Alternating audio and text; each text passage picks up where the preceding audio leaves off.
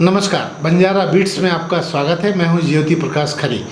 आज हम आपको मिला रहे हैं झांसी के एक ऐसे सीनियर सिटीजन से जो फिशरीज से डिप्टी डायरेक्टर के पद से रिटायर हुए हैं। रिटायरमेंट के बाद उन्होंने जो काम शुरू किया है वो अलौकिक और उल्लेखनीय है। चलिए मिलते हैं संजय शुक्ला से। नमस्कार संजय जी। नमस्कार संजय जी, जैसा कि हमने उल्लेख किया कि आप बहुत फिशरीज में बड़े ओहदे से रिटायर हुए, आप अपना परिचय हमारे दर्शकों को शुरुआत से दीजिए। कहाँ पढ़े लिखे आप और कहाँ आपकी ज़िंदगी की पायदान बढ़ती गई? मैं बंजारा बीट्स में संजय कुमार शुक्ला आप सभी का स्वागत करता हूँ। मैं मूल रूप से झांसी का रहने वाला हूँ और मेरी जो शिक्षा दीक्षा हुई वो झांसी से ही प्रारंभ हुई। मेरे पिताजी स्वर्गीय श्री जगदीश हरी शुक्ला झांसी के ही निवासी थे और उनकी प्रेरणा से और उनके बताए गए आदर्शों पर मैं चलकर आगे बढ़ता चला गया। वो किस विभाग में सेवारत रहे?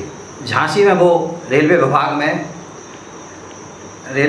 में कार्यरत थे और टीटीई के पद पर वो कार्यरत रहे। मेरी जो शिक्षा हुई वो शिक्षा प्राइमरी स्कूलों से प्रारंभ होने के बाद मैं विपिन बिहारी इंटर कॉलेज में प्रवेश पाया और इंटरमीडिएट तक वहाँ से शिक्षा प्राप्त करने के बाद मैं विपिन बिहारी डिग्री कॉलेज में दाखिला लिया। वहाँ से मैंने बीएससी तथा एमएससी की और एमएससी में वर्ष 1982 में प्रथम स्थान यूनिवर्सिटी में प्राप्त किया। उसके बाद आपका जीविकोपार्जन का क्या रहा? कैसे आप फिशरीज वाले विभाग में पहुँचे? चूँकि मेरा स्पेशलाइजेशन जो था एमएससी में जूलॉजी में वो फिशरीज में था, लिहाजा मेरे द्वारा तैयारी की गई तमाम कंपटीशंस की और पब्लिक सर्विस कमीशन के द्वारा मेरा सिलेक्शन सहायक निदेशक मत्स्य के पद पर किया गया तथा मुझे पहली पदस्थता सहायक निदेशक मत्स्य पीलीभीत के पद पर प्रदान मुझे की गई।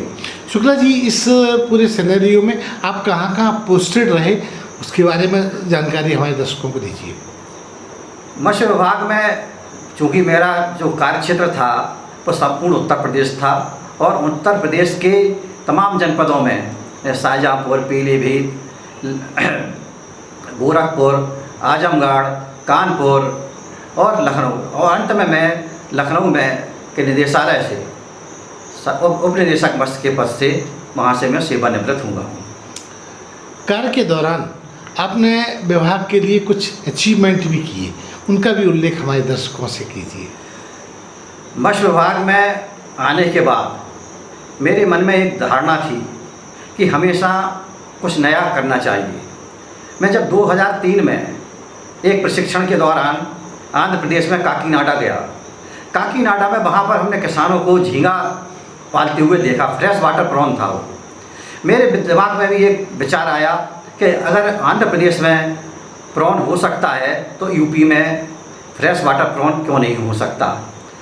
यहाँ पर विभाग में आने के बाद यूपी डास्ट और कुछ एनएफडीबी से उसके प्रोजेक्ट्स तैयार करवाए, सैंक्शन हुए वो प्रोजेक्ट और लखनऊ डिवीज़न, गोरखपुर डिवीज़न और मेरठ डिवीज़न में मेरे द्वारा एक नई मुहिम चलाई गई कि वहाँ पर फ्रेश वाटर प्रॉन की खेती हमारे किसान प्रारंभ करें। वो खेती प्रारंभ की गई। वहाँ उसमें भी तमाम कुछ समस्याएं थी लेकिन वो उतना सफल नहीं हो पाया।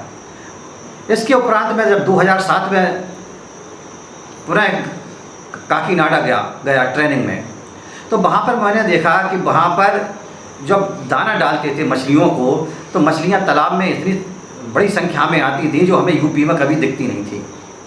फिर मेरे दिमाग में एक विचार आया कि भाई यूपी में क्यों नहीं हो सकता। यहाँ पर आने के बाद कुछ फार्मर्स से मैं मिला। मेरी पोस्टिंग जब गोरखपुर डिवीज़न में हुई तो वहाँ के प्रोग्रेसिव फार्मर्स के साथ मिलकर यूपी में पंगेसियस फिश की फार्मिंग की शुरुआत कराई। टेम्परेचर का कंसेंट था, प्रोग्रेसिव फार्मर्स से उस कंसेंट को दूर किया गया और आज स्थिति ये है कि यूपी पंगेसियस फिश के मामले में जो आंध्र प्रदेश से मछली आ रही थी उसके ऊपर 30 से 35% हमारी जो मछली है वो देसी पंगेसियस मछली का लाइव पंगेसियस मछली का कंजम्पशन यूपी में होना शुरू हो गया। और आंध्र प्रदेश से हमें उतना जो हमारी मनी ट्रांसफ़र हो रही थी आंध्र प्रदेश को, वो मनी हमारी यूपी में ही रह गई। है। तीसरा फिर मेरे दिमाग में एक चीज़ आई कि जो हमारी मथुरा, चूँकि मैं डिप्टी डायरेक्टर प्लानिंग के पद पर कार्यरत था डायरेक्टरेट में, मेरे दिमाग में फिर एक चीज़ आई कि काफ़ी जो लैंड है हमारी, जो मथुरा, आगरा और एटा, मैनपुरी, यहाँ पर सैलाइन लैंड है। सैलाइन लैंड में खेती संभव नहीं हो पाती है और सारी की सारी वो बैरन लैंड पड़ी रहती है। तो हमने, और हमारे एक मित्र पुनीत कुमार ने, वो भी उस समय डिप्टी डायरेक्टर आगरा के पद पर कार्यरत थे, दोनों ने मिलकर कुछ प्रोजेक्ट बनाए और प्रधानमंत्री मत्स्य संपदा योजना, नीली क्रांति योजना में वो प्रोजेक्ट सैंक्शन करवाने के बाद सैलाइन वाटर का जो श्रिम्प है उस श्रिम्प का प्रोडक्शन आगरा और मथुरा की बेल्ट में शुरू करवाया। खास तौर से जो छाता तहसील थी, छाता तहसील में काफ़ी था वो सैलाइन श्रिम्प की वहाँ पर पैदावार शुरू हुई और फार्मर्स को उसका मूल्य जो मिला वो करीब 300 से लेके 400 रुपया किलो उन्होंने बेचा। और आज एक वहाँ पर मथुरा आगरा बेल्ट में एक लोगों के अंदर एक जागरूकता पैदा हो गई, जो उनकी ख़राब ज़मीनें पड़ी थी जिसमें खेती नहीं हो रही थी, उसमें वो अपने आप को उन्होंने श्रिम्प फार्मिंग की तरफ मोड़ दिया। कुछ फार्मर्स ने जो थी वो ब्रैकिश वाटर फिशेस की भी, जैसे मिल्क फिश है, उसकी भी वहाँ पर उन्होंने एक प्रैक्टिकल के तौर पर उनसे खेती करवाई गई और उस पर भी अभी और हम लोगों का काम चल रहा है। शुक्ला जी, एक महत्वपूर्ण सवाल ये कि आपने ये सब किया तो इसके साथ साथ कुछ ऐसे काम जो बहुत उल्लेखनीय होते हैं तो विभाग द्वारा, प्रशासन के द्वारा सम्मान भी मिलता है। आप कहाँ सम्मानों से नवाजे गए? मेरे द्वारा एक इनोवेटिव काम किया गया था लखनऊ में फिश मंडी, और एक वो भी प्राइवेट सेक्टर के आदमी को तैयार किया। अवध हॉस्पिटल चौराहे के पास एक पूरी एसी फिश मंडी का निर्माण कराया, जिस फिश मंडी का निर्माण तत्कालीन agriculture production commissioner Shri Alok Ranjan जी ने किया था। और उन्होंने उसकी इतना अप्रिशिएट किया कि वो कह रहे थे कि अगर मुझे मालूम होता कि इतना अच्छा कॉम्प्लेक्स बना होगा मछली का, तो मैं निश्चित तौर पर अपने मुख्यमंत्री साहब को भी इसके उद्घाटन के लिए लेके आता। दूसरा, मेरे द्वारा एक बहुत बड़ा काम हुआ मेरे कार्यकाल में, जब मेरी 2010 में लखनऊ में पोस्टिंग थी, तो एक बहुत बड़ा इंडिया लेवल का फिश फेस्ट का आयोजन करवाया, जिसमें इंडिया के बहुत सारे साइंटिफिक इंस्टीट्यूट्स, मछपालक 3 दिन मोती महल लॉन में हुआ, जिसके लिए लगभग 5000 लोगों ने उस मेले को विजिट किया, जो कि डॉक्यूमेंटेड किया गया। जिसको जब सफल मेला हो गया उसके बाद विभाग के जो प्रिंसिपल सेक्रेटरी थे, प्रिंसिपल सेक्रेटरी के द्वारा मुझे एक विशेष रूप से प्रशस्ति पत्र प्रदान किया गया।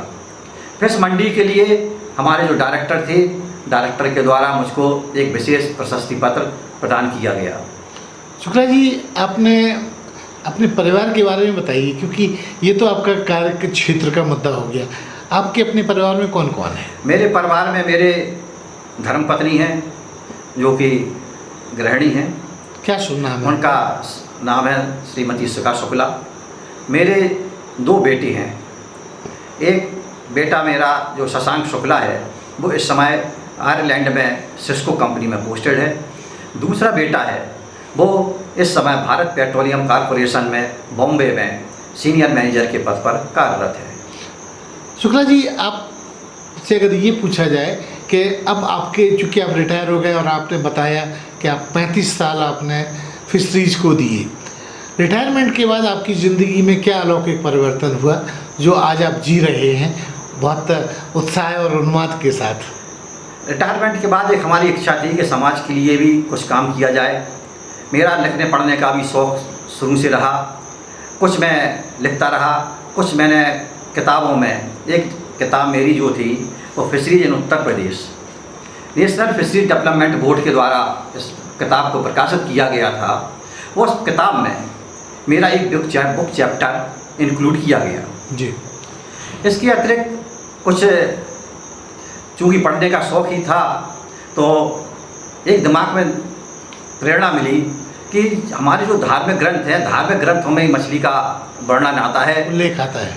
तो मैंने अध्ययन किया कि सिर्फ मैं रामचरितमानस मैंने जो पढ़ी वो सिर्फ इसलिए कि उसमें मछली का शब्द कहाँ कहाँ उपयोग किया। मैंने पाया कि रामचरितमानस में हमारे बाबा तुलसीदास जी ने 37 स्थानों पर मछली के पर्यायवाची शब्दों का उल्लेख किया, जिसमें 32 स्थानों पर मीन शब्द और 5 स्थानों पर उन्होंने झस शब्द का प्रयोग किया। इसके अलावा और भी दूसरे धार्मिक ग्रंथों में भी मछली के वर्णन मिलते हैं। अब मैं आपको बताता हूँ, मैं सेवानिवृत्त हुआ। सेवानिवृत्त के बाद मेरी एक दिल पर चाहत थी कि समाज के लिए भी कुछ किया जाए। शुरू से मैंने पहले अपने आप को रानी लक्ष्मीबाई सेंट्रल एग्रीकल्चर यूनिवर्सिटी से जोड़ा, जहाँ पर जो अभी नया BFSC का कोर्स चालू हुआ, उसमें जाके BFSC के स्टूडेंट्स को कुछ जो हमने नॉलेज प्राप्त की अपने सेवा नई जानकारी, जो सेवा काल में नॉलेज प्राप्त की हमने, उस नॉलेज को उनको मैंने देने का प्रयास किया। बहुत सी चीज़ें ऐसी होती हैं, क्योंकि जब बच्चे कंपटीशन में जाते तो उनको एकेडमिक नॉलेज तो होती है, लेकिन प्रैक्टिकल नॉलेज के अभाव में जब उनसे प्रश्न पूछे जाते हैं तो वो निरुत्तर हो जाते हैं। तो मैं प्रयास कर रहा हूँ कि ऐसे जो है व्यवहारिक चीज़ों को भी उनको मैं ज्ञान करा दूँ।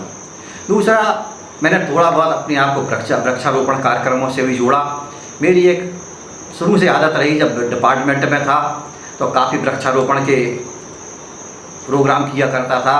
और इसके बाद इस वर्ष मैं ज़्यादा नहीं 150 वृक्ष कुछ फॉरेस्ट डिपार्टमेंट से, कुछ हॉर्टिकल्चर डिपार्टमेंट से प्राप्त करके उनको मैंने लगवाया। और वो 150 वृक्ष ऐसे हैं जिनकी मैं निरंतर देखभाल करने में सक्षम हूँ। मेरा एक प्लान और है कि मैं आगे अभी 2-4 महीने के बाद एक छोटा सा एक्वापोनिक न्यू टेक्नोलॉजी है कि हमें जो सब्जी खेती करना है वो विदाउट सॉइल खेती होती है एक्वापोनिक से। या तो मेरा है कि मैं एक एक्वापोनिक छोटा सा अपने घर की छत पे लगा के लोगों को इसके बारे में जागरूक करें कि वो ऑर्गेनिक सब्जी अपने लिए स्वयं भी पैदा कर सकते हैं, और अगर उनको सक्सेस मिलती है तो आगे भी यहाँ टेक्नोलॉजी इन्फ्यूजन्स की जो बातें हैं।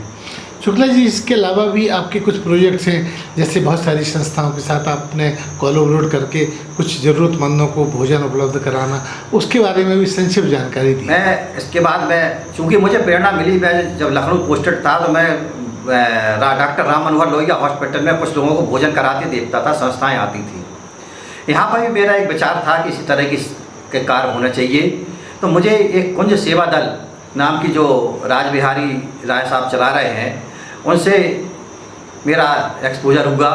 उनसे मिलने के बाद मैंने उस संस्था को ज्वाइन किया, जिसमें कि मेडिकल कॉलेज में जो तीमारदार आते हैं उनको खाना की व्यवस्था नहीं होती है, तो वो संस्था लोगों को निःशुल्क भोजन उपलब्ध करवाती है।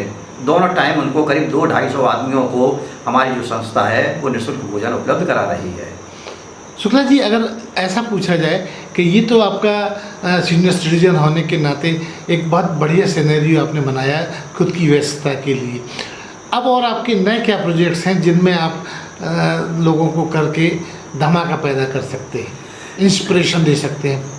आज का ज़माना है टेक्नोलॉजी इन्फ्यूजन का, और टेक्नोलॉजी इन्फ्यूजन के द्वारा जो हाई वैल्यूड वेजिटेबल्स हों या हाई वैल्यू फिशेस हों, इनको कम पानी कम जगह में हम पैदा करके और लोगों को एक नया रास्ता दिखा सकते हैं। इसीलिए मैं एक जो है वो एक एक्वापोनिक स्थापित करने जा रहा हूं कि लोग हमारे पास आके उससे देखें लोग रोजगार और से भी उससे जुड़ेंगे। रोजगार से जुड़ेंगे और उसको देख के प्रेरणा लेके वो भी कोशिश करें कि वो भी इस तरह के छोटे छोटे हाइड्रोपोनिक एक्वापोनिक्स को लगाएं और अपनी एक एक्स्ट्रा आमदनी के स्रोत उत्पन्न करें और अच्छी सब्जियां खाएं। शुक्ला जी, बंजारा बीट एक ऐसा प्लेटफॉर्म है जो एकेडमिक इन्फॉर्मेशन देने वाला चैनल है। आप चूँकि इतने अनुभवी हैं और इतना सब कुछ आपने दुनिया देखी है, हमारे युवा दर्शकों के लिए आप संक्षिप्त में कोई संदेश दें। आज के मैं फिर वही बात दोहराना चाहूँगा कि हमारे जो युवा लोग हैं जो अभी नौकरी के लिए संघर्ष कर रहे हैं, नौकरी तो सरकार सभी को उपलब्ध नहीं करा सकती और जो परंपरागत तरीके से हम लोग कोई भी खेती कर रहे हैं, फार्मिंग कर रहे हैं, उस फार्मिंग में हम जितने अधिक से अधिक टेक्नोलॉजी का इन्फ्यूजन कर ले जाएंगे, उसमें हम उतना ही ज़्यादा प्रोडक्शन प्राप्त करेंगे और जब हम स्वयं के लिए हम जॉब देने वाले हों। तो ये थे संजय शुक्ला जी, जो अपने कार्यकाल मत्स्य विभाग में 35 साल देने के बाद उस कार्यकाल का जिक्र करते हुए और लोगों को, युवा लोगों को रोजगार पर कैसे बने का संदेश बंजारा बीट के माध्यम से दे रहे थे। बंजारा बीट से बात करने के लिए शुक्ला जी बहुत बहुत धन्यवाद। नमस्कार। अरे हाँ, इस चैनल को लाइक और सब्सक्राइब करना ना भूलें। देखते रहिए बंजारा बीट्स।